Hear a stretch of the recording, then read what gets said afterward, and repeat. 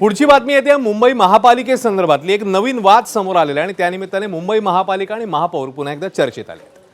तर महापौर रितू तावडेंमध्ये पुन्हा एकदा वादाचं मोहोळ जे आहे ते तयार झालेलं बघायला मिळतं. महापौरांच्या सोशल मीडिया PR करता 25 लाख रुपयांहून अधिक खर्च करण्याचा प्रस्ताव समोर आला.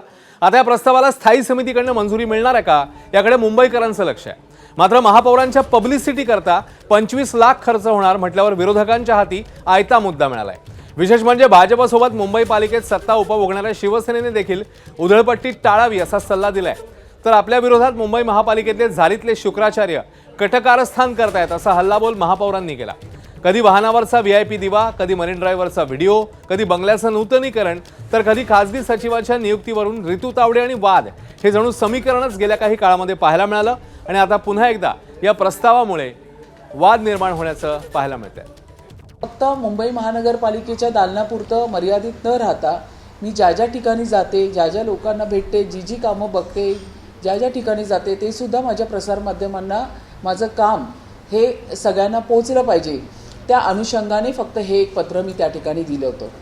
आता हे जे टेंडर आहे या ठिकाणी messrs runtime solution private limited हे टेंडर एक्सटेंड करणं, ह्याला काम देणं किंवा दुसऱ्याला काम दिलं असं तर पत्र महापौरांनी दिलेलं आहे.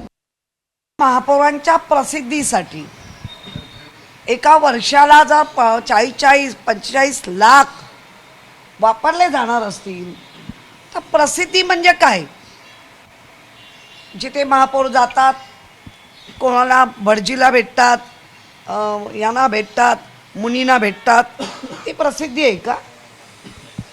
महापालिकेने पण ठरवलं पाहिजे की हे बालहट्ट कधीपर्यंत पुरवणार आहात आणि पुरवण्याचा हे मुंबईकरांचा निधी देण्याचं काम विचारपूर्वक नको व्हायला.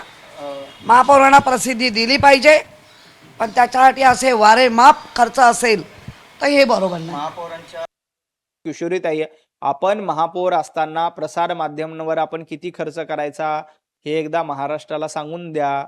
तुम्ही महापौर असताना सोशल मीडियावर किती खर्च करायचा हे एकदा महाराष्ट्राला सांगून द्या. तुम्ही महापौर असताना कोविडची कंत्राट कुणाला कशी दिली, कुणाच्या जावयाला काय काय कंत्राट मिळाली होती, खिचडीमध्ये कोणी घोटाळा केला होता, जम्बो सेंटर कोविडच्या काळामध्ये उभं करण्यासाठी ड्रम वाजवणाऱ्या कंपन्यांना कोणी कंत्राट दिली होती, हे एकदा माननीय किशोरीताईंनी विचार केला पाहिजे आणि मग इतरांवर आरोप केले पाहिजे. या सगळ्या संदर्भात शिवसेनेचे नेते अमेय घुलेंचं काय म्हणणं आहे, त्यांनी काय सल्ला दिलाय ते बघूया. कोणी काय बोलावं याचं आम्ही पूर्ण स्वातंत्र्यात राहतो आणि याच्यासाठी कोणी आम्हाला सांगू नये की काय बोलावं आणि काय नाही बोलावं ते. आज आम्ही स्वतंत्र आहोत, आम्ही आमचं स्वतंत्र मत टाकू शकतो. आज आम्ही महायुतीमध्ये आहोत आणि महायुतीचा जो काही अजेंडा आहे ही मुंबईकरांचे पैसे वाचवा, त्या बाबतीत आम्ही खुलेपणे मांडला विषय.